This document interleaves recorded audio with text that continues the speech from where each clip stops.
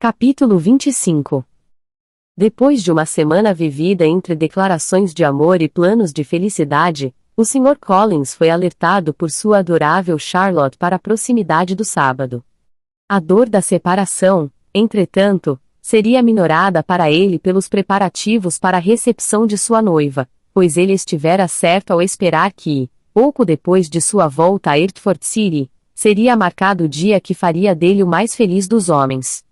Ele se despediu dos parentes em Longbourn com tanta solenidade quanto antes, desejou mais uma vez às suas belas primas saúde e felicidade e prometeu ao Sr. Bennet outra carta de agradecimento. Na segunda-feira seguinte, a Sra. Bennet teve o prazer de receber seu irmão e a mulher, que vinham em geral passar o Natal em Longbourn. O Sr. Gardiner era um homem sensato e cavalheiresco, muito superior à irmã, tanto em índole quanto em maneiras. As senhoras de Netherfield achariam difícil acreditar que um homem que vivia do comércio e só se ocupava de seus próprios armazéns pudesse ser tão bem educado e agradável. A Sra. Gardiner, muitos anos mais moça do que a Sra. Bennet e a Sra. Phillips, era uma mulher amável, inteligente e elegante, muito querida por todas as sobrinhas de Longbourn. Entre as duas mais velhas e ela, sobretudo, havia especial afeição. As moças haviam se hospedado diversas vezes em sua casa na cidade. A primeira parte dos afazeres da Sra. Gardiner ao chegar foi distribuir presentes e descrever a última moda. Isso feito, seu papel diminuiu. Era sua vez de ouvir. A Sra. Bennet tinha muitas reclamações a fazer e muito do que se queixar. Todas tinham passado por maus pedaços desde seu último encontro. Duas de suas filhas estiveram a ponto de se casar e, afinal, nada acontecera. Não censuro Jane, continuou ela pois Jane teria assegurado o Sr. Bingley se tivesse tido chance. Mas Lizzie.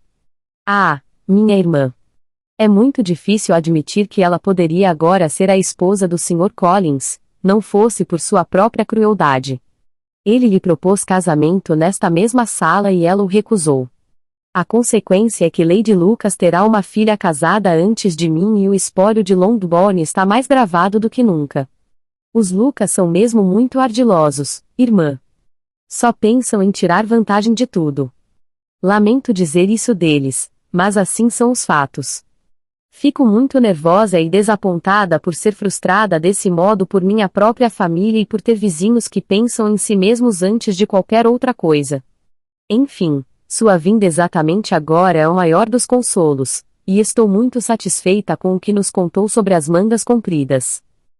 A Sra. Gardiner, a quem os fatos principais já haviam sido relatados nas cartas de Jane e Elizabeth, deu à irmã uma resposta evasiva e, em consideração às sobrinhas, mudou de assunto.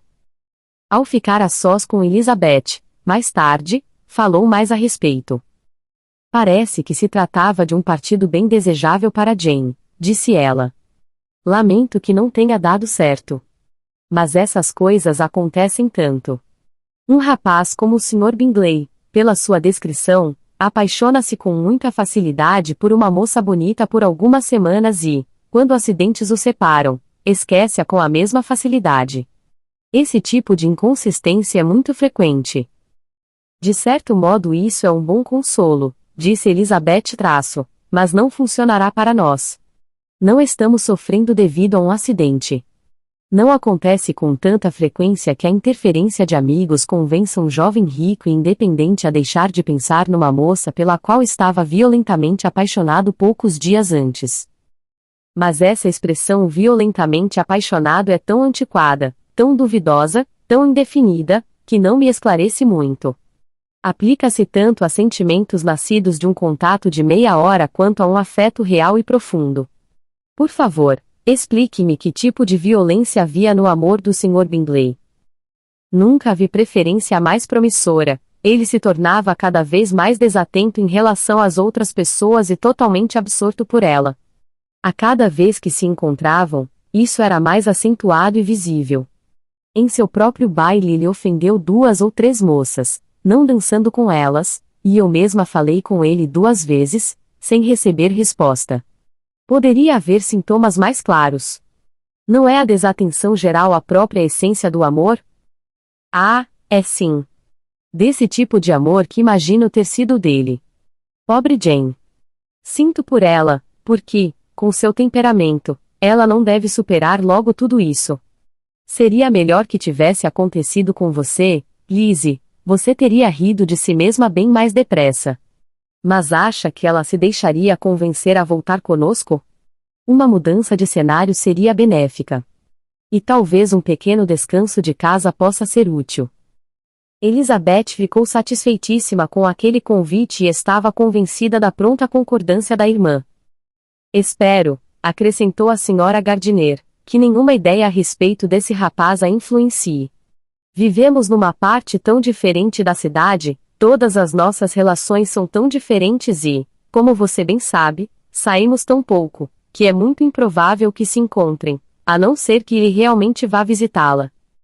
E isso é um tanto impossível, pois ele agora está sob a custódia do amigo, e o Sr. Darcy não lhe permitiria visitar Jane naquela parte de Londres. Minha cara tia, como pode pensar nisso? O Sr. Darcy talvez tenha ouvido falar de um lugar como Gracechurch Street, mas dificilmente consideraria um mês de abluções suficiente para limpá-lo de suas impurezas caso devesse um dia pisar lá, e, tenha certeza, o Sr. Bingley nunca dá um passo sem ele. Tanto melhor. Espero que não se encontrem de modo algum. Mas Jane não se corresponde com a irmã do rapaz? Ela não terá como não visitá-la. Ela romperá quaisquer laços. Mas, apesar da certeza que Elizabeth pretendia ter a respeito, e a despeito da ideia ainda mais interessante de que Bingley tivesse sido impedido de ver Jane, ela sentia por todo aquele assunto um carinho que a convenceu, após examiná-lo, de que nada deveria ser considerado irremediável. Era possível, e chegou a considerar provável, que o afeto do rapaz pudesse ser reavivado e a influência dos amigos derrotada pela influência mais natural dos atrativos de Jane. A senhorita Bennet aceitou com prazer o convite da tia, e, não deixando os Bingley de estar em seus pensamentos, esperou que, considerando que Caroline não morava com o irmão, talvez pudessem passar uma manhã juntas sem correr qualquer risco de vê-lo. Os Gardiner passaram uma semana em Longbourn e, entre os Phillips, os Lucas e os oficiais, não houve um dia sem compromissos. A senhora Bennet providenciara com tanto cuidado diversões para o irmão e a irmã que nenhuma vez jantaram em família. Quando as reuniões eram em sua casa, alguns oficiais faziam parte do grupo e, entre tais oficiais a presença do Sr. Wickham era garantida. Nessas ocasiões, a senhora Gardiner, de espírito prevenido pela calorosa recomendação de Elizabeth, observou ambos de perto. Sem acreditá-los, pelo que percebia, seriamente apaixonados. Sua mútua preferência foi claro bastante para deixá-la um pouco desconfortável e ela resolveu falar com Elizabeth a respeito antes de deixar Hertford City e fazê-la considerar a imprudência que seria encorajar tal ligação. Para a senhora Gardiner, Wickham tinha um atrativo especial, independente de seus poderes de sedução. Há cerca de 10 ou 12 anos, antes de se casar, ela passara um período considerável naquela mesma região de Derbyshire a qual ele pertencia. Tinham, portanto, várias relações comuns e, embora Wickham pouco tenha estado lá desde a morte do pai de Darcy, ainda era capaz de lhe dar mais notícias de seus antigos amigos do que ela poderia obter por outras fontes. A senhora Gardiner estivera em Pemberley e conhecera muito bem a fama do falecido Sr. Darcy. Aí estava, então, um assunto inesgotável de conversa. Comparando suas recordações de Pemberley com as minuciosas descrições que Wickham podia dar e prestando seu tributo de admiração ao caráter de seu antigo proprietário, ela encantava a si mesma e a seu interlocutor. Ao ser informada do tratamento a ele dispensado pelo atual Sr. Darcy, tentou recordar-se de algumas informações a respeito do cavalheiro quando menino que pudessem levá-la a concordar com o que ouvia e por fim teve certeza de se lembrar ter ouvido dizer que o Sr. Fitzwilliam Darcy era já apontado como um menino muito orgulhoso e de má índole. Capítulo 26. As recomendações da senhora Gardiner a Elizabeth foram pontual e gentilmente feitas na primeira ocasião favorável em que conversaram a sós. Depois de dizer com honestidade o que pensava, ela foi adiante. Você é uma menina sensata demais, Lizzie, para se apaixonar apenas porque foi avisada contra isso, portanto não tenho medo de falar sem rodeios. Sinceramente, você deveria se precaver. Não se deixe envolver nem tente envolvê-lo numa relação que a falta de dinheiro tornaria por demais imprudente. Nada tenho a dizer contra ele, é um rapaz muito interessante e, se tivesse a fortuna que merece, eu acharia que você não poderia escolher melhor. Mas diante dos fatos, você não pode se deixar dominar por fantasias. Você tem juízo e todos nós esperamos que dele faça bom uso. Seu pai confia em sua firmeza e boa conduta, tenho certeza. Não desaponte seu pai. Querida tia, isto está ficando muito sério. É verdade, e espero convencê-la a levar o assunto também muito a sério. Bem, então, a senhora não tem com que se preocupar. Tomarei conta de mim mesma e do Sr. Wickham também. Ele não se apaixonará por mim, se eu puder impedir. Elizabeth, você não está falando sério agora. Peço-lhe perdão, tentarei novamente. No momento presente, não estou apaixonada pelo Sr. Wickham, não, com certeza não estou. Mas ele é, sem comparação, o homem mais agradável que já conheci e, se ele realmente se afeiçoar a mim, acredito que seria melhor se não o fizesse. Veja a imprudência de tudo isso. Ah! Aquele abominável Sr. Darcy. A opinião do meu pai me honra muitíssimo e eu ficaria desolada se a desmerecesse. Meu pai, entretanto, é favorável ao Sr. Wickham. Em resumo, querida tia, eu lamentaria muito ser fonte de sofrimento para qualquer um dos dois, mas, se vemos todos os dias que raras são as vezes em que a imediata falta de dinheiro desencoraja os jovens a criar laços recíprocos, como posso prometer ser mais sensata do que tantas outras criaturas se me vier tal tentação, ou até mesmo como poderei saber se seria mais sábio resistir-lhe? Tudo o que posso prometer, agora, é não ter pressa. Não me apressarei a acreditar que sou o objeto principal das atenções desse rapaz. Quando estiver com ele, não alimentarei fantasias. Enfim, farei o possível. Talvez também fosse melhor se o desencorajasse a vir aqui com tanta frequência. Pelo menos, você poderia não lembrar sua mãe de convidá-lo. Como fiz um dia desses, disse Elizabeth com um sorriso sem graça. É verdade, será adequado controlar-me nesse ponto. Mas não imagine que ele vem aqui tanto assim. Foi por sua causa que ele foi convidado tantas vezes esta semana. A senhora conhece as ideias de minha mãe quanto à necessidade de companhia constante para seus amigos. Mas na verdade, e lhe dou a minha palavra, tentarei fazer o que considerar mais sensato, e agora espero que esteja satisfeita.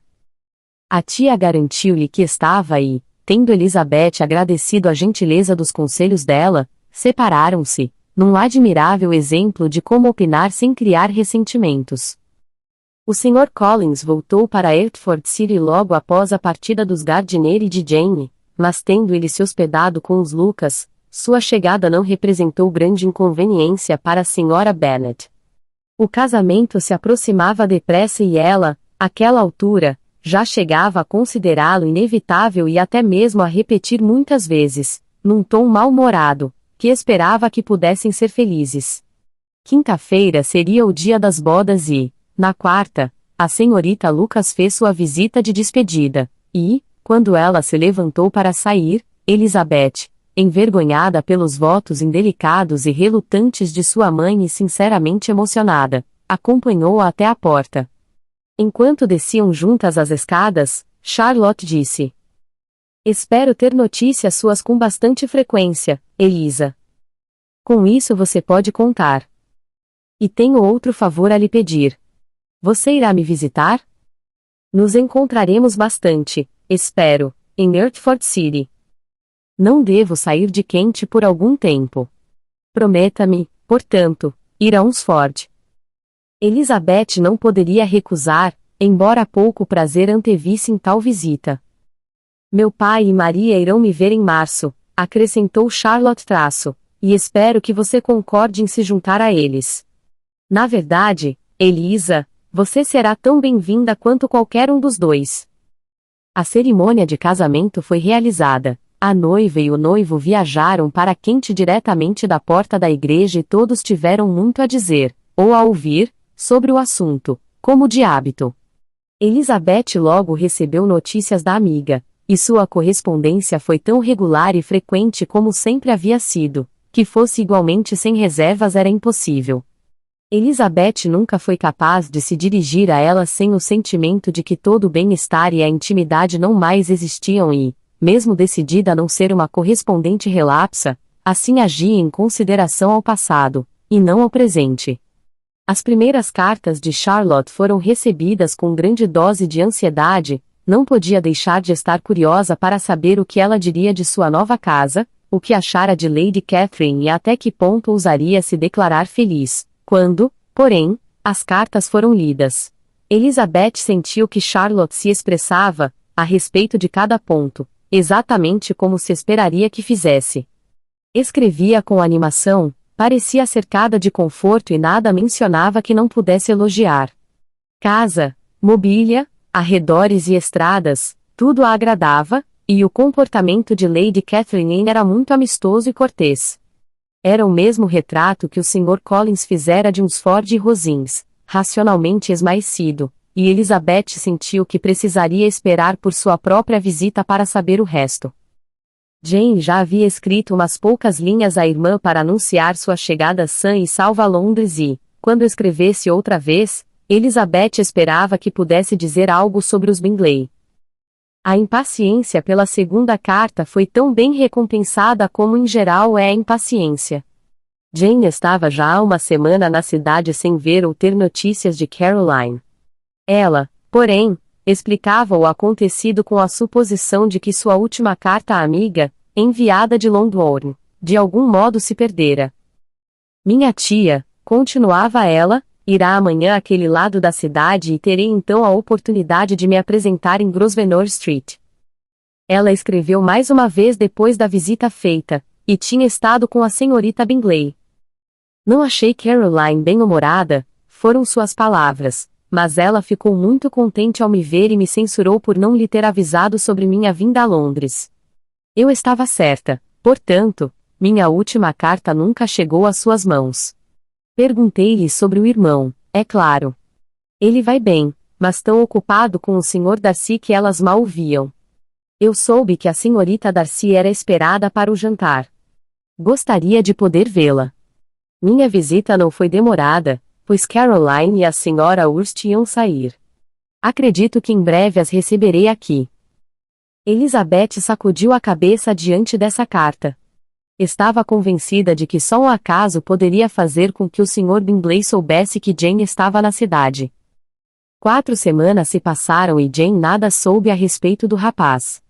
Tentou se convencer de que não lamentava, mas não podia mais continuar cega à desatenção da senhorita Bingley. Depois de esperar em casa, todas as manhãs, durante uma quinzena e inventar a cada tarde uma nova desculpa para ela, a visitante afinal apareceu, mas o pouco tempo que lá ficou e, ainda mais, sua mudança de atitude, não permitiram que Jane continuasse a se iludir. A carta que escreveu então para a irmã demonstraria o que sentiu. A minha querida Lizzie, estou certa, será incapaz de se vangloriar de seu melhor julgamento, às minhas custas, quando eu confessar ter estado totalmente iludida quanto ao afeto da senhorita Bingley para comigo. Mas, querida irmã, mesmo tendo os acontecimentos provado que você estava certa, não me considere teimosa se ainda afirmo que, considerando o comportamento dela, minha confiança era tão natural quanto suas suspeitas. De modo algum compreendo suas razões para me querer como amiga. Mas, caso se repetissem as mesmas circunstâncias, estou certa de que me enganaria outra vez. Caroline só retribuiu minha visita ontem e nenhum bilhete, nenhuma linha, me foi enviada nesse meio tempo. Quando veio, era bem evidente que não o fazia por prazer, deu uma ligeira e formal desculpa por não ter aparecido antes, não disse uma só palavra sobre querer me ver novamente e demonstrou ser, sob todos os aspectos, uma pessoa tão diferente que, quando se foi, eu estava absolutamente decidida a não mais manter essa amizade. Lamento, embora não possa deixar de censurá-la. Ela fez muito mal me dando atenção como fez, posso dizer com segurança que todos os avanços de amizade partiram dela. Mas tenho pena dela, porque deve sentir que agiu mal e porque estou certa de que a preocupação com o irmão foi a causa de tudo. Não preciso me explicar mais, e, embora nós saibamos ser desnecessária tal preocupação, se ela a alimentava, temos aí uma boa explicação para seu comportamento, e sendo ele tão merecedor do amor da irmã, qualquer preocupação por parte dela em relação a ele é natural e louvável. Não posso, porém, deixar de me perguntar a razão de tais medos agora, porque, se ele se importasse um pouco comigo, deveríamos ter nos encontrado já há muito tempo. Ele sabe que estou na cidade, tenho certeza, por algo que ela mesma disse, e mesmo assim parecia, pela sua maneira de falar, que ela se quisesse convencer de que ele está realmente interessado na senhorita Darcy. Não consigo compreender. Se não receasse fazer um julgamento duro demais, quase ficaria tentada a dizer que há uma forte aparência de duplicidade em tudo isso. Mas tentarei afastar todos os pensamentos dolorosos e me concentrar apenas no que me fará feliz, o seu afeto e a invariável bondade de meus queridos tios. Dê-me notícia sua sem tardar. A senhorita Bingley disse algo relacionado a ele nunca mais voltar a Netherfield, a desistir da casa, mas não havia ali qualquer certeza. Melhor não mencionarmos isso. Fico extremamente contente que você tenha recebido tão boas notícias de seus amigos em Hunsford. Rogo-lhe que vá visitá-los, com Sir William e Maria. Tenho certeza de que se sentirá muito bem lá. Sua. Etc. Esta carta entristeceu Elizabeth um pouco, mas seu ânimo voltou quando ela avaliou que Jane não seria mais enganada pelos Bingley, não por Caroline, ao menos. Quaisquer expectativas em relação ao rapaz estavam agora perdidas. Elizabeth sequer desejava que ele voltasse a procurar a irmã. Sua opinião quanto ao caráter do rapaz diminuía a cada vez que pensava no assunto, e como um bom castigo para ele, assim como uma possível vantagem para Jane, desejou seriamente que ele se casasse em breve com a irmã do Sr. Darcy, já que, pelos relatos de Wickham, ela o faria lamentar bastante o que havia jogado fora. A senhora Gardiner, mais ou menos na mesma ocasião, lembrou a Elizabeth sua promessa em relação a esse cavalheiro e pediu notícias, e o que Elizabeth tinha a contar talvez fosse mais agradável para a tia do que para si mesma. Seu aparente interesse se desvanecera, as atenções desapareceram, ele era o admirador de outra pessoa. Elizabeth era observadora o bastante para perceber tudo isso, mas conseguia perceber e escrever a respeito sem se entristecer. Seu coração só fora tocado de leve e sua vaidade se satisfazia com a crença de que ela seria a única escolha do rapaz, se assim permitisse sua fortuna. Uma súbita herança de 10.000 libras era o encanto mais apreciável da jovem a quem ele agora tratava de ser agradável, mas Elizabeth, talvez menos perspicaz neste caso do que no de Charlotte, não discutiu com ele seu desejo de independência. Pelo contrário, nada parecia mais natural e, mesmo supondo que lhe custaram algumas lutas internas para desistir dela, estava pronta a considerar aquela uma atitude sensata e desejável para ambos e era capaz de sinceridade ao lhe desejar felicidades. Tudo isso foi comunicado à senhora Gardiner e, depois de expor a situação, ela continuou. Estou convencida, querida tia, de que nunca estive apaixonada, pois, tivesse eu realmente sentido essa pura e nobre paixão, detestaria agora qualquer menção a seu nome e lhe desejaria toda sorte de desgraças. Mas meus sentimentos não são apenas cordiais em relação a ele, são até mesmo imparciais para com a senhorita King. Não percebo em mim qualquer ódio por ela e de modo algum deixo de pensar nela como uma boa moça. Não pode haver amor nisso tudo. Meus cuidados têm sido eficazes e, embora sem dúvida eu me tornasse um assunto muito mais interessante para todos os conhecidos caso eu estivesse loucamente apaixonada por ele, não posso dizer que lamento minha relativa insignificância. A importância pode, às vezes, sair muito cara. Kitty e Lydia levam um tal afastamento muito mais a sério do que eu. Elas são novatas em assuntos mundanos e ainda não despertaram para a humilhante certeza de que belos rapazes precisam, tanto quanto os feios, ter do que viver. Capítulo 27. Sem maiores acontecimentos na família de Longbourn e sem diversões outras além de caminhadas até Meriton, às vezes enlameadas e às vezes frias, passaram-se janeiro e fevereiro. Março deveria levar Elizabeth a Hunsford. Ela, a princípio, não pensara seriamente em viajar, mas logo descobriu que Charlotte contava com ela e aos poucos aprendeu a pensar em sua ida com maior prazer e também com maior certeza. A ausência aumentara seu desejo de rever Charlotte e diminuiu sua repulsa pelo Sr. Collins. Seria uma novidade a planejar, e como, com aquela mãe e aquelas irmãs nada companheiras, não sentiria falta de casa, uma pequena mudança não deixava de ser bem-vinda. Ademais, seria uma oportunidade de dar uma olhada em Jane e, em resumo, à medida que o tempo passava, sentia que lamentaria caso fosse preciso adiá-la. Mas tudo correu bem e a viagem foi acertada de acordo com os primeiros planos de Charlotte. Ela acompanharia Sir William e sua segunda filha. A vantagem adicional de passarem uma noite em Londres foi acrescentada a tempo, e os planos se tornaram os mais perfeitos que se poderia desejar. A única tristeza seria deixar o pai, que sem dúvida sentiria a falta dela e que, quando chegou a hora, gostou tão pouco de vê-la partir que lhe pediu que escrevesse e quase prometeu responder-lhe. A despedida entre ela e o Sr. Wickham foi perfeitamente amistosa, ainda mais por parte dele. Seu interesse atual não era suficiente para fazê-lo esquecer que Elizabeth havia sido a primeira a despertar e merecer sua atenção, a primeira a ouvir e se apiedar, a primeira a ser admirada, e, na forma como lhe disse adeus, desejando que se divertisse.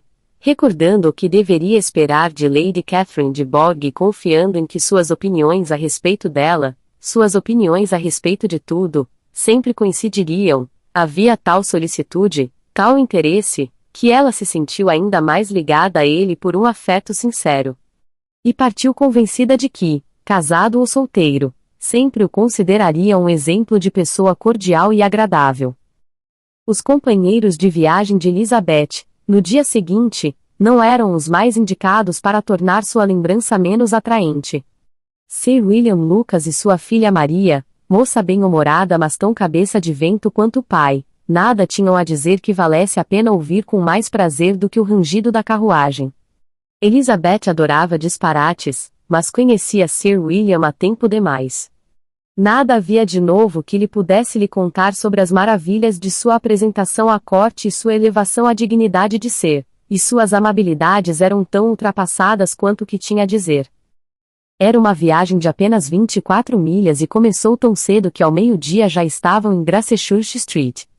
Quando se aproximaram da porta da casa do Sr. Gardiner, Jane os observava da janela da sala de estar, ao atravessarem a Alameda. Lá estava ela para recebê-los, e Elizabeth, examinando-lhe cuidadosamente o rosto, teve o prazer de encontrá-lo saudável e encantador como sempre.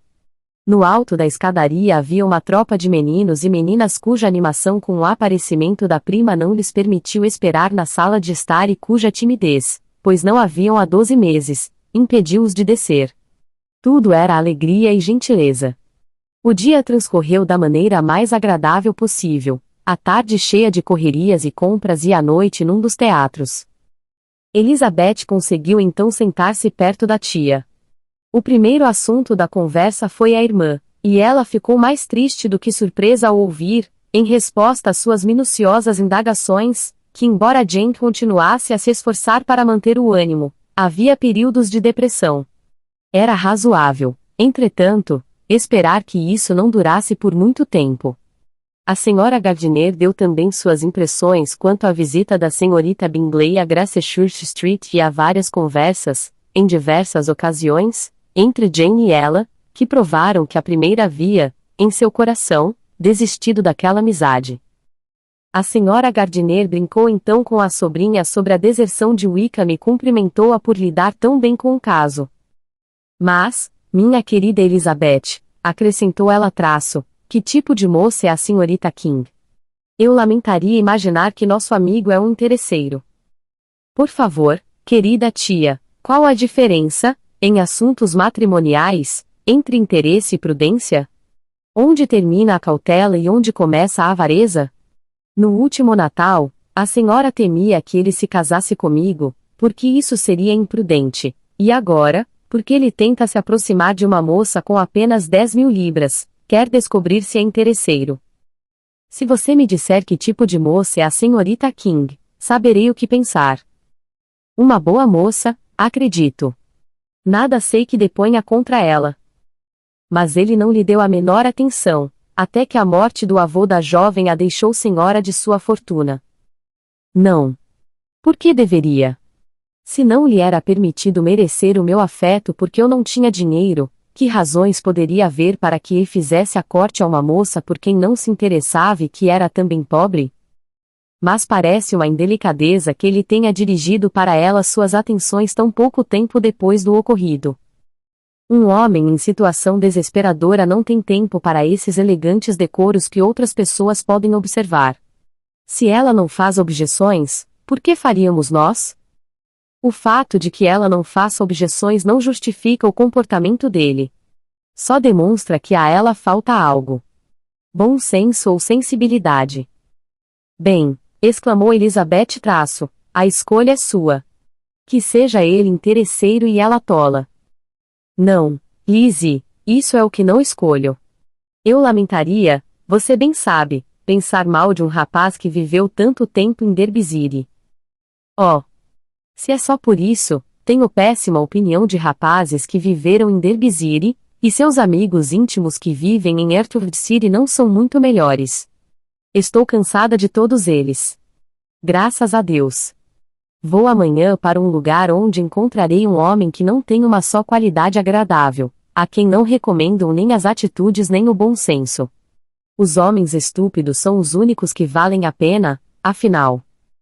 Cuidado, Lizzie, essa frase cheira demais a decepção. Antes que se separassem ao final da peça, ela teve o inesperado prazer de um convite para acompanhar os tios numa viagem de recreio que se propunham fazer no verão. Não decidimos ainda até onde ela nos levará, disse a senhora Gardiner Traço, mas talvez até os lagos. Nenhum plano poderia ser mais atraente para Elizabeth, e ela aceitou o convite com presteza e gratidão. Ah! Minha tia tão querida, exclamou no arroubo Traço, que maravilha! Que felicidade! Seu convite me dá vida nova e novo ânimo. Adeus decepções e melancolia. O que são rapazes comparados a rochas e montanhas? Oh! Que horas maravilhosas passaremos!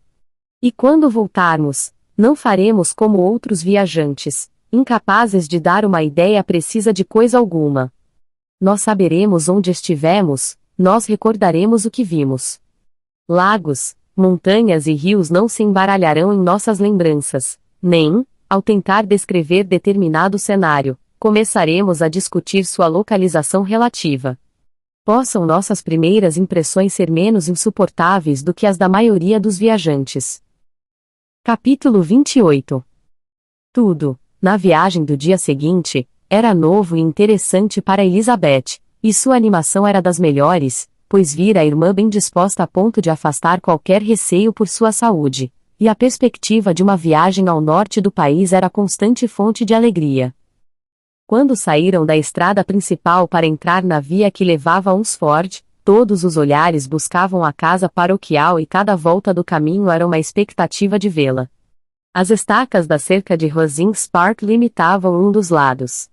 Elizabeth sorriu com a lembrança de tudo o que ouvira a respeito de seus habitantes. Enfim podia-se divisar a casa paroquial. O jardim descendo até a rua, a casa mais acima, a cerca verde e a sebe de loureiros, tudo anunciava que haviam chegado. O Sr. Collins e Charlotte surgiram à porta e a carruagem parou no pequeno portão do qual partia uma pequena leia de cascalho, entre os acenos e sorrisos de todos. Logo desceram todos do veículo, alegrando-se com o encontro. A senhora Collins recebeu a amiga com imenso prazer, e Elizabeth ficava cada vez mais satisfeita por ter vindo ao se ver recebida com tanto carinho. Percebeu de imediato que as maneiras do primo não se haviam alterado com o casamento, a cortesia formal era a mesma de antes, e ele a deteve por alguns minutos no portão para ouvir e responder suas perguntas a respeito de toda a família.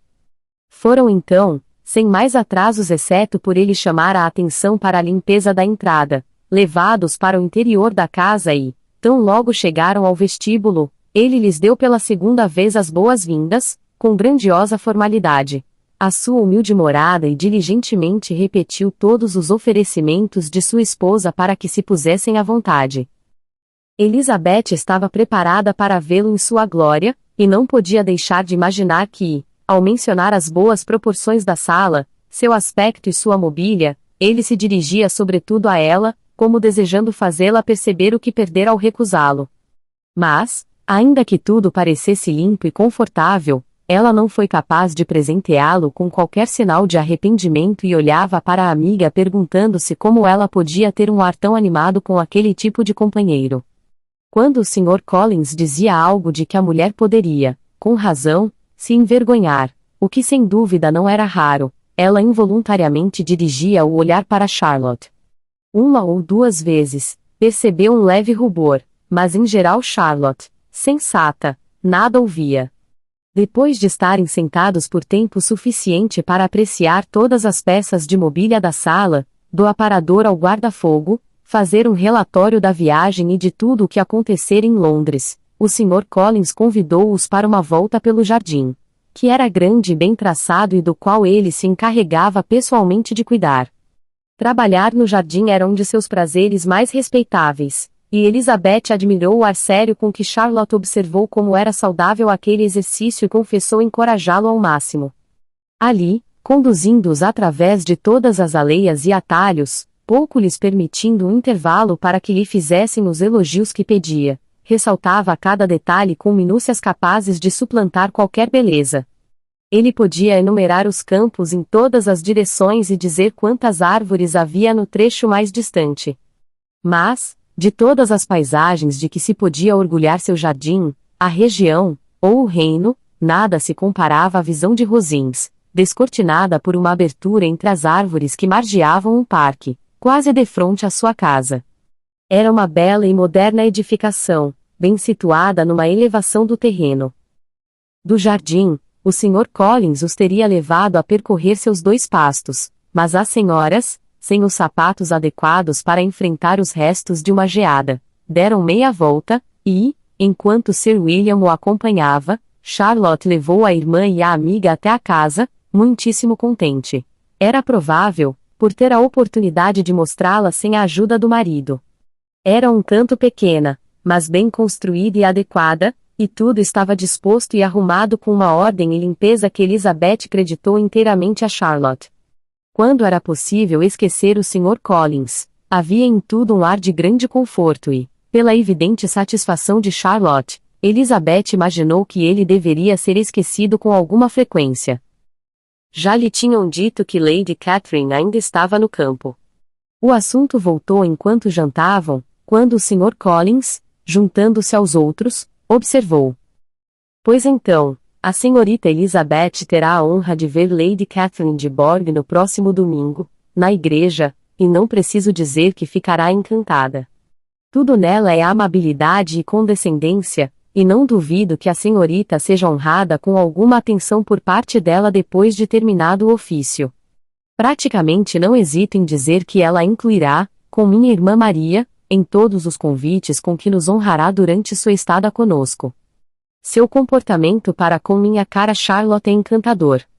Jantamos 2 vezes por semana em Rosings e nunca temos permissão para voltar a pé. A carruagem de sua senhoria é regularmente posta a nosso serviço. Melhor seria dizer, uma das carruagens de sua senhoria, pois ela possui diversas. Lady Catherine é mesmo uma mulher muito respeitável e cordata", acrescentou Charlotte, "e uma vizinha muito solícita." "Muito acertado, minha cara, é isso exatamente o que digo. Ela é o tipo de mulher em relação à qual nunca se pode ter suficiente deferência." A maior parte da noite se passou em comentários sobre as novidades de Hertford City e na repetição do que já havia sido escrito. Quando findou, Elizabeth, na solidão de seu quarto, Precisou meditar sobre o grau de contentamento de Charlotte para compreender sua habilidade em orientar o marido e sua serenidade para lidar com ele, reconhecendo que fazia tudo muito bem. Previu também como transcorreria sua visita, o calmo teor das ocupações que teriam, as aborrecidas interrupções do Sr. Collins e as alegrias das idas a Rosings. Sua fértil imaginação logo planejou tudo. Pela metade do dia seguinte, quando estava no quarto aprontando-se para um passeio, um ruído repentino pareceu colocar toda a casa em confusão, e, depois de prestar atenção por alguns instantes, ouviu alguém subindo os degraus com muita pressa e chamando em voz alta. Abriu a porta e no patamar da escada viu Maria que, sem fôlego e agitada, exclamou: "Oh, minha querida Elisa! Por favor, se apresse e venha à sala de refeições, porque há algo que precisa ser visto. Não vou lhe dizer o que é. Corra e desça agora mesmo." Elizabeth fez perguntas em vão, Maria nada mais lhe diria.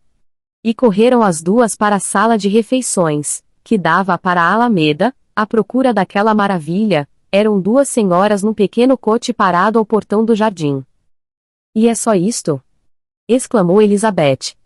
"Eu esperava pelo menos que os porcos tivessem invadido o jardim e vejo apenas Lady Catherine e a filha." "Ei, querida", disse Maria, um tanto chocada com o engano. "Não é Lady Catherine. A velha senhora é a senhora Jenkinson, que vive com elas, a outra é a senhorita de Borg. Olhe bem para ela. É uma criaturinha muito pequena. Quem poderia imaginar que ela fosse assim tão magra e frágil? Ela é terrivelmente rude mantendo Charlotte do lado de fora com essa ventania. Por que não entra?" "Oh, Charlotte disse que ela nunca faz isso. É a maior honraria, quando a senhorita de Borg entra numa casa." "Gosto da aparência dela", disse Elizabeth, absorta em outros pensamentos. "Parece doente e deprimida. Ela servirá muito bem para ele. Dará uma esposa muito adequada." O Sr. Collins e Charlotte estavam de pé junto ao portão, conversando com as senhoras, e Sir William, para a diversão de Elizabeth, estava parado à soleira da porta, em solene contemplação da nobreza à sua frente, curvando-se a cada vez que a senhorita de Borg olhava naquela direção. Afinal nada mais havia a ser dito, as damas se afastaram e os outros voltaram para casa. Mal o Sr. Collins viu as duas moças começou a felicitá-las por sua boa sorte, o que Charlotte explicou dizendo terem sido todos convidados para jantar em Rosings no dia seguinte. Capítulo 29. O triunfo do Sr. Collins, resultante de tal convite, era completo. Poder exibir a grandeza de sua benfeitora aos seus maravilhados visitantes e permitir que vissem sua cortesia para com ele e sua esposa era exatamente o que sonhara. E que a oportunidade de fazê-lo lhe fosse dada tão depressa era tamanho exemplo da benevolência de Lady Catherine que sua admiração não tinha limites. "Confesso", disse ele, "que não teria ficado de modo algum surpreso se sua senhoria nos convidasse para tomar chá e passar a tarde de domingo em Rosings. Até mesmo esperava, conhecedor que sou de sua amabilidade, que isso acontecesse. Mas quem poderia prever uma gentileza como esta? Quem poderia imaginar que receberíamos um convite para jantar lá, e além do mais um convite que incluísse todo o grupo, tão imediatamente depois de sua chegada?" "Sou quem menos se surpreende com o que houve", retrucou Sir William Traço, "devido ao conhecimento de como são as atitudes dos realmente grandes que minha posição na vida me permitiu adquirir. Entre os da corte, tais exemplos de elegância de maneiras não são incomuns." Durante todo o dia ou na manhã seguinte, quase nenhum outro assunto surgiu além da visita a Rosings. O Sr. Collins os instruía com muito cuidado a respeito do que deveriam esperar, a fim de que a visão de tantos quartos, tantos servos e de tão esplêndido jantar não os deixasse boquiabertos. Quando as damas se retiraram para se preparar, ele disse a Elizabeth: "Não fique constrangida, minha cara prima, quanto a seus trajes. Lady Catherine nem de longe requer de nós a elegância no vestir com que ela e a filha se apresentam. Eu a aconselharia a simplesmente usar o que houver de melhor entre suas roupas, não é ocasião para algo mais. Lady Catherine não pensará o pior a seu respeito por estar vestida com simplicidade. Ela gosta de preservar as diferenças de nível. Enquanto se vestiam, ele foi 2 ou 3 vezes bater às diversas portas para recomendar-lhes que se apressassem, pois Lady Catherine tinha sérias objeções a que a fizessem esperar pelo jantar. Tão formidáveis observações relativas à sua senhoria e seu estilo de vida apavoraram bastante Maria Lucas, que pouco frequentara a sociedade, e a moça aguardava sua entrada em Rosings com a mesma apreensão que sentira seu pai quando de sua apresentação à corte em St. James. Como fazia bom tempo, fizeram uma agradável caminhada pelo parque, de quase meia milha. Cada parque tem sua beleza e suas paisagens, e Elizabeth teve muito a apreciar, embora não compartilhasse do deslumbramento que o Sr. Collins esperava que o cenário inspirasse e pouco tenha sido afetada por sua enumeração das janelas na fachada da casa e sua narrativa de quanto todo aquele espetáculo custara a Sir Louis de Bourgh.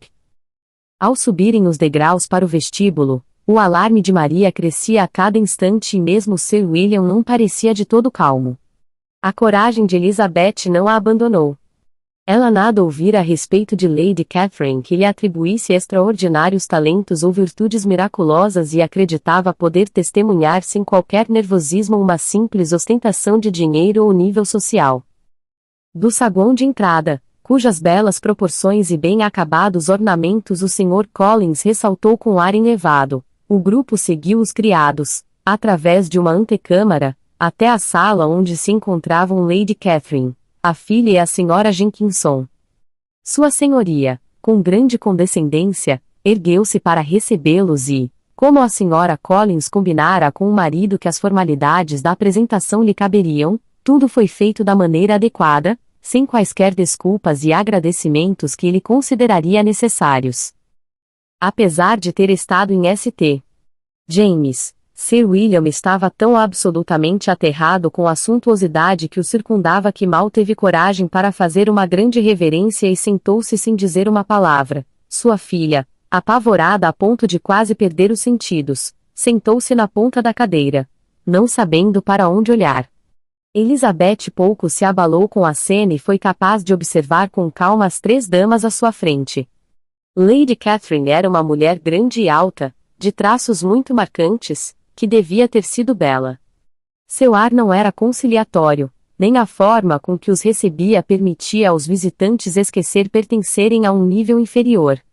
Não eram os silêncios que a tornavam terrível, mas o que quer que dissesse era proferido num tom tão autoritário que sublinhava sua arrogância, o que, no mesmo instante, trouxe o Sr. Wickham à lembrança de Elizabeth, e, pela observação do dia, ela acreditou que Lady Catherine era exatamente como ele havia descrito. Quando, depois de examinar a mãe, em cujas atitudes e comportamento logo descobriu alguma semelhança com o Sr. Darcy, voltou os olhos para a filha, quase partilhou da mesma perplexidade de Maria ao vê-la tão magra e tão pequena. Não havia, fosse no corpo ou no rosto, qualquer semelhança entre as 2 damas. A senhorita de Bourgh era pálida e doentia, seus traços, embora não feios, eram insignificantes, e ela falava muito pouco, a não ser, em voz baixa, com a Sra. Jenkinson, cuja aparência nada tinha de notável e que estava totalmente absorta ouvindo o que ela dizia e arrumando a posição de um biombo para lhe proteger os olhos. Depois de alguns minutos sentados, foram todos levados a uma das janelas para apreciar a vista, com o Sr. Collins se encarregando de salientar seus encantos e Lady Catherine gentilmente informando-os de que o verão tornava tudo aquilo muito mais atraente. O jantar foi ainda melhor do que o previsto, com a presença de todos os criados e todos os objetos de prata prometidos pelo Sr. Collins, e, como também previra, ele se sentou à cabeceira da mesa, a pedido de sua senhoria.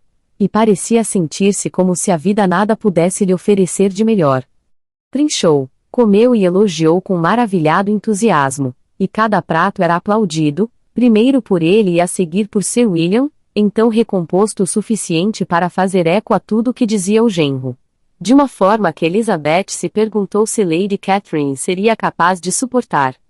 Mas Lady Catherine parecia satisfeita com a excessiva admiração e deu vários sorrisos graciosos, sobretudo quando qualquer prato à mesa representava para eles uma novidade. Os temas de conversa não eram muitos. Elizabeth dispunha-se a falar sempre que havia uma abertura, mas estava sentada entre Charlotte e a senhorita de Bourgh, a primeira dedicando-se a ouvir Lady Catherine e a segunda sem dizer uma palavra durante toda a refeição. A senhora Jenkinson ocupava-se sobretudo em observar o pouco que comia a senhorita de Bourgh, insistindo para que provasse mais um prato e receando que a moça estivesse indisposta. Para Maria, falar estava fora de cogitação, e os cavalheiros nada fizeram além de comer e admirar. Quando as damas voltaram à sala de estar, pouco havia a ser feito além de ouvir Lady Catherine falar, o que ela fez sem qualquer interrupção até que veio o café, dando sua opinião a respeito de todos os assuntos de uma forma tão definitiva que deixava claro não estar acostumada a ter seu julgamento contestado. Interrogou Charlotte quanto a seus afazeres domésticos com familiaridade e em detalhes, deu-lhe um sem número de conselhos sobre como lidar com todos eles.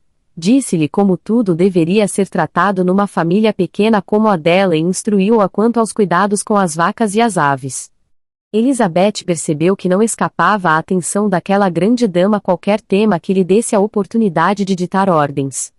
Nos intervalos de sua conversa com a senhora Collins, ela fez uma série de perguntas a Maria e Elizabeth, mas sobretudo a última, cuja família não conhecia e que observou a senhora Collins ser uma moça muito gentil e bonita.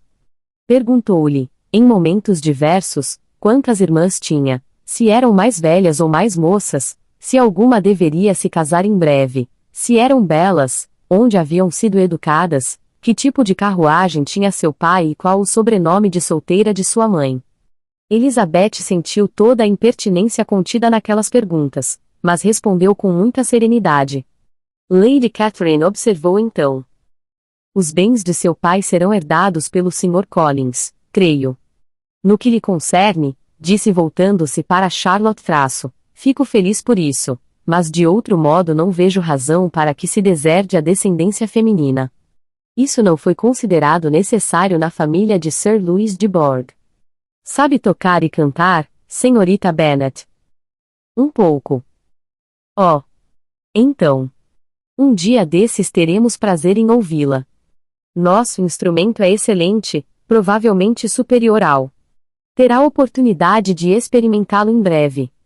Suas irmãs tocam e cantam? Uma delas. Traço porque todas não aprenderam? Deveriam ter todas aprendido. Todas as moças Webb tocam e o pai delas não tem uma renda tão boa quanto o seu. Sabem desenhar? Não, de modo algum. Como? Nenhuma de vocês? Nenhuma. Isso é muito estranho. Mas imagino que não tiveram oportunidade. Sua mãe deveria tê-las levado à cidade em todas as primaveras, para que se aperfeiçoassem. Minha mãe não teria objeções, mas meu pai detesta Londres. Sua preceptora as abandonou? Nunca tivemos preceptora. Sem preceptora. Como foi possível? 5 filhas criadas em casa sem uma preceptora. Nunca ouvi tal coisa. Sua mãe deve ter sido uma verdadeira escrava de sua educação. Elizabeth mal conseguiu deixar de sorrir ao afirmar que não havia sido o caso. Então, quem as educou? Quem cuidou de vocês? Sem uma preceptora, vocês devem ter sido negligenciadas. Em comparação a algumas famílias, acredito que fomos, mas, entre nós, as que quiseram aprender nunca faltaram os meios. Sempre fomos encorajadas a ler e tivemos todos os professores necessários. As que preferiram o ócio foram deixadas por conta própria. Sim, sem dúvida, mas é isso que uma preceptora pode evitar e, se eu tivesse conhecido sua mãe, teria insistido muitíssimo para que contratasse uma. Eu sempre disse que nada pode ser feito em termos de educação sem um direcionamento constante e regular, e somente uma preceptora é capaz disso.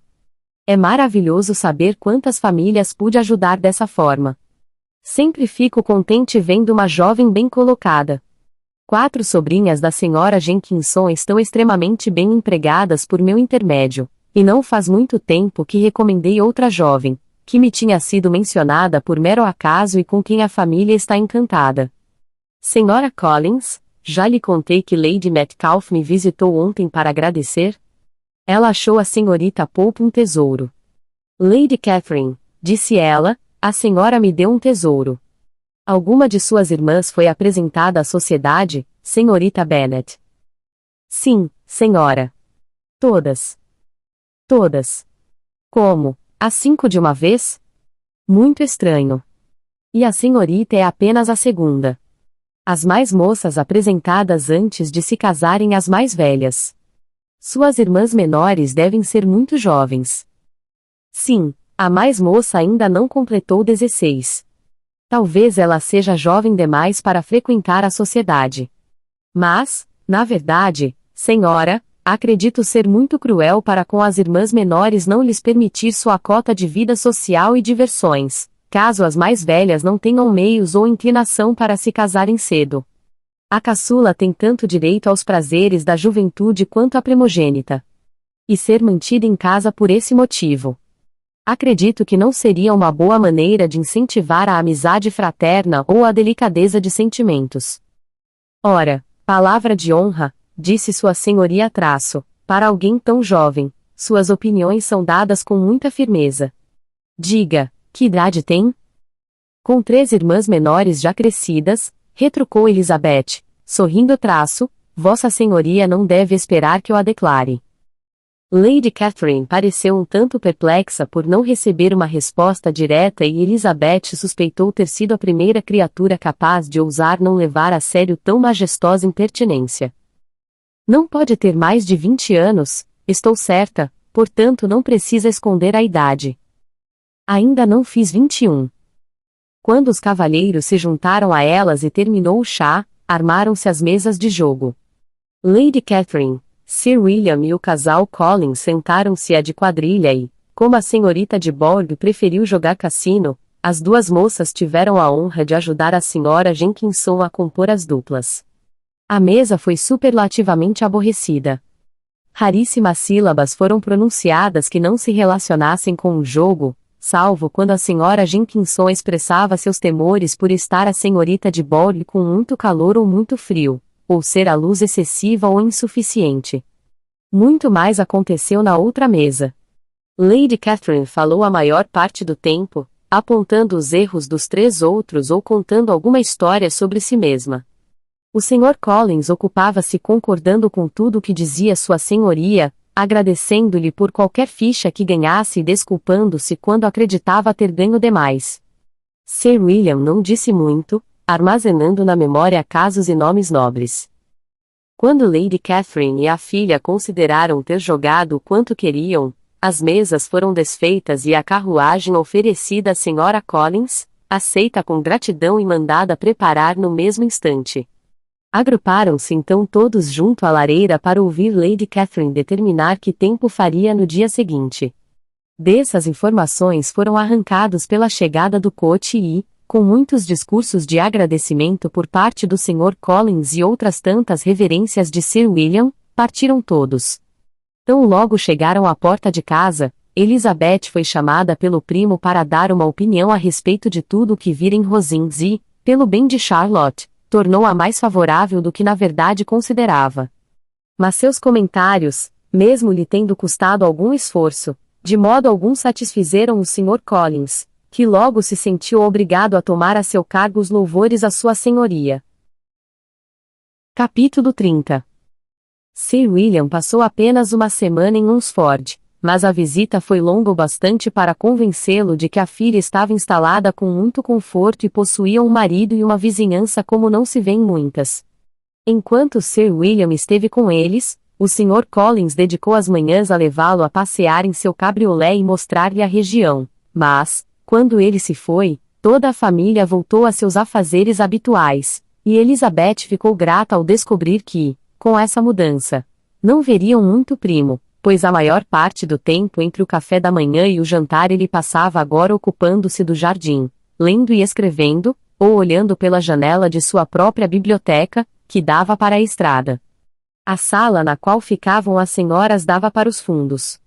Elizabeth se perguntara a princípio se Charlotte não deveria preferir para uso comum a saleta de almoço, maior e de aspecto mais agradável, mas logo compreendeu que a amiga tinha uma excelente razão para o que fazia, pois o Sr. Collins teria sem dúvida passado muito menos tempo em seus próprios aposentos caso ela escolhesse um cômodo igualmente interessante, e aprovou Charlotte por aquele arranjo. Da sala de estar elas nada viam da Alameda e deviam ao Sr. Collins a informação de quantas carruagens haviam saído e sobretudo quantas vezes a senhorita de Bolge passara por lá em seu coche, o que ele nunca deixava de ir lhes contar, mesmo que isso acontecesse quase todos os dias. Não era raro que parasse defronte à casa paroquial e conversasse por alguns minutos com Charlotte, mas praticamente nunca foi convencida a apear. Muito poucos eram os dias em que o Sr. Collins não ia a pé até Rosings e não eram muito menos aqueles em que sua esposa não considerasse necessário fazer o mesmo, e, até conjecturar que deveria haver outros assuntos familiares a serem discutidos. Elizabeth não conseguia compreender o sacrifício de tantas horas. De vez em quando, eram honrados com uma visita de sua senhoria e nada do que se passava na sala durante tais visitas escapava à sua observação. Ela examinava o que faziam, fiscalizava o trabalho e aconselhava-os a fazer de outro modo, descobria erros na arrumação dos móveis ou detectava negligências da criada e, se aceitava algum prato, parecia fazê-lo apenas pelo prazer de descobrir que os pesos de carne da Sra. Collins eram grandes demais para sua família. Elizabeth logo percebeu que embora aquela grande dama não ocupasse o cargo de juiz de paz do condado, exercia ativamente as funções de magistrado em sua própria paróquia, cujas minúcias lhe eram transmitidas pelo Sr. Collins, e, sempre que algum paroquiano se mostrava belicoso, descontente ou pobre demais, ela corria à aldeia para acalmar os ânimos, silenciar as queixas e restabelecer a harmonia e a fartura. Os convites para jantar em Rosings repetiam-se cerca de 2 vezes por semana e, excetuando-se a ausência de Sir William e o fato de haver apenas uma mesa de jogos, cada uma dessas noites foi idêntica à primeira. Seus outros compromissos eram poucos, pois o estilo de vida nas vizinhanças estava em geral além das possibilidades do Sr. Collins. Isso, entretanto, não representava qualquer problema para Elizabeth que, de modo geral, passava seus dias bastante bem. Havia momentos de agradáveis conversas com Charlotte e o tempo estava tão bom para a época do ano que era muito aprazível passear ao ar livre. Seu lugar favorito, para onde ia com frequência enquanto os outros visitavam Lady Catherine, era um arvoredo que margeava aquele lado do parque, onde havia uma simpática aldeia coberta que ninguém mais parecia apreciar e onde ela se sentia fora do alcance da curiosidade de Lady Catherine. Dessa maneira tranquila, logo transcorreu a primeira quinzena de sua visita. Aproximava-se a Páscoa, e a semana que a precedeu traria um acréscimo à família de Rosings, o que, em tão pequeno círculo, seria importante. Elizabeth soube, pouco depois de sua chegada, que a vinda do Sr. Darcy era esperada no decorrer de algumas semanas e, embora houvesse muitos outros conhecidos cuja presença preferisse, sua presença traria alguma novidade às reuniões em Rosings e ela se divertiria vendo quão inúteis eram as esperanças da senhorita Bingley em relação a ele, por seu comportamento diante da prima, para quem sem dúvida fora destinado por Lady Catherine, que falava de sua vinda com imensa satisfação, referia-se a ele com a maior admiração e pareceu quase zangada ao descobrir que a senhorita Lucas e ela já o tinham visto várias vezes. A notícia de sua chegada logo alcançou a casa paroquial, pois o Sr. Collins, a fim de ser o primeiro a saber, passou toda a manhã inspecionando as cabanas que davam para Hunsford Lane e, ao ver a carruagem entrar no parque, fez sua reverência e disparou para casa com a grande notícia. Na manhã seguinte, correu a Rosings para apresentar seus respeitos. Havia 2 sobrinhos de Lady Catherine a quem cumprimentar, pois o Sr. Darcy trouxera com ele um coronel Fitzwilliam, o filho mais moço de seu tio, o Lord D., e, para grande surpresa de todos, quando o Sr. Collins voltou, os cavalheiros o acompanharam. Charlotte, pela janela do quarto do marido, os viu atravessando a estrada e no mesmo instante correu à sala e contou às moças a honra que deveriam esperar, acrescentando: devo a você, Elisa, essa amostra de cortesia. O Sr. Darcy nunca teria vindo aqui tão cedo apenas para me cumprimentar. Elizabeth mal teve tempo de negar qualquer merecimento antes que sua chegada fosse anunciada pela campainha da porta, e pouco depois os 3 cavalheiros entravam na sala. O coronel Fitzwilliam, que vinha na frente, tinha cerca de 30 anos, não era bonito, mas em aspecto e maneira se evidenciava um cavalheiro. O Sr. Darcy era exatamente o mesmo que sempre fora em Hunsford, apresentou seus cumprimentos, com a habitual reserva, à Sra. Collins e, quaisquer que pudessem ser seus sentimentos em relação à sua amiga, aparentou ao vê-la total impassibilidade. Elizabeth apenas se inclinou diante dele, sem uma palavra. O coronel Fitzwilliam, com a presteza e a naturalidade de um homem bem educado, começou a conversar sem rodeios e falou de modo agradável, mas o primo, depois de dirigir à Sra. Collins uma rápida observação a respeito do jardim e da casa, sentou-se por algum tempo sem falar com ninguém.